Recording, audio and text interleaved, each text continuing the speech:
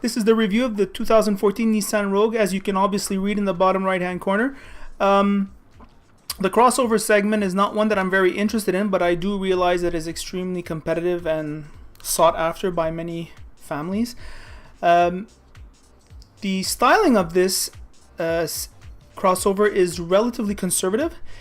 It looks huge from outside. I mean, it looks like it just gained weight exponentially. That's what it looks like, at least. We'll learn later on the inside it's also much bigger. The ride quality is very soft. Nissan tries all sorts of tricks to make it feel more involving the driving, but ultimately it's very bland. The noise, vibration, and harshness is very good, and the road noise on the highway is relatively average. I didn't have a chance to test that. It's more Ross who had a chance to test that. Thumbs up to him again for providing these tester vehicles. Look at this. This rear trunk is a little bit awesome. You can open and close it with your key, as you'll see.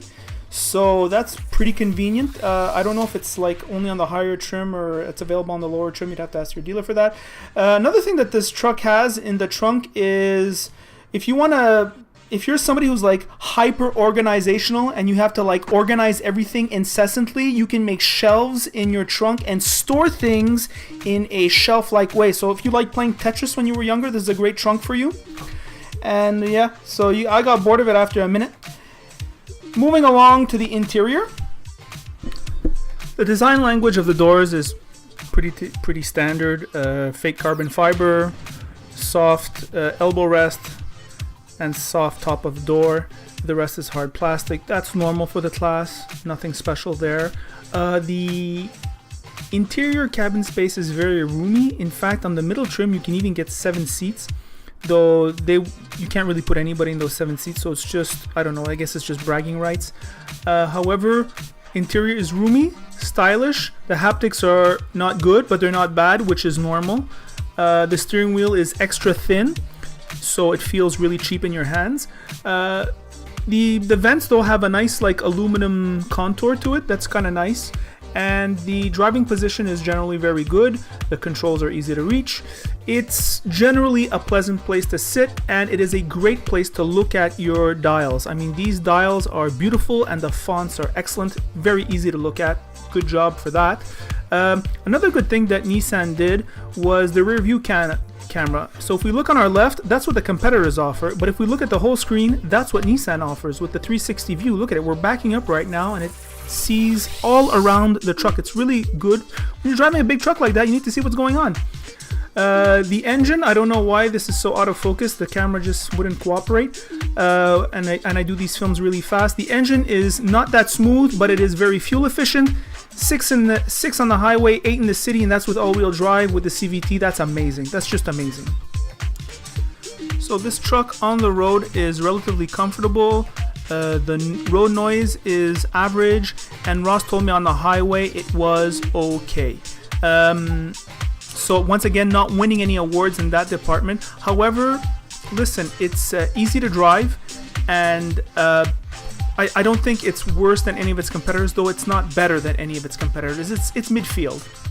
Also, the price is average. Should you buy this crossover? Well, why not? The crossover segment can be separated, I think, in 3 categories. There's the bulletproof Honda CR-V and Toyota RAV4. They're in one category. And then you have like the slickety Mazda CX-5, which has a more feminized style, and I don't mean that in a bad way. It's just better. It's just like a nicer styling, a less boring driving experience.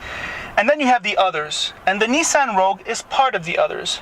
So what characterizes the others? Well, they're trying to get your money by packing value. So what is the value of the Nissan Rogue?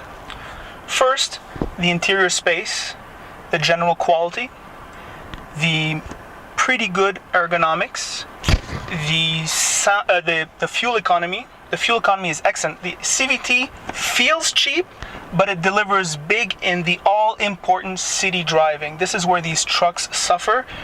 This has an 8-liter per 100 kilometer in the city driving, and that's with all-wheel drive. So that's pretty good. It also has reasonable reliability, and it does nothing really wrong. Where this crossover is a bit weak is, I find, and that's personal, is the exterior styling. The general blandness of it all. The driving experience is not interesting. Nissan has a bit of a heavier steering to give you a bit more of a more involved driving feel. It doesn't work. It feels bland at the end of the day. So you're getting this car is a solid value. It's in the mid pack, I'd say, of the very competitive crossover group. And let's face it, this group is very popular. This type of vehicle is very popular. I go cycling often, and I take note in the driveways of middle-class houses what they have. And essentially, you're going to see a crossover and a small compact car. It's typical. You need the convenient vehicle. So yeah, this truck is okay. It's okay.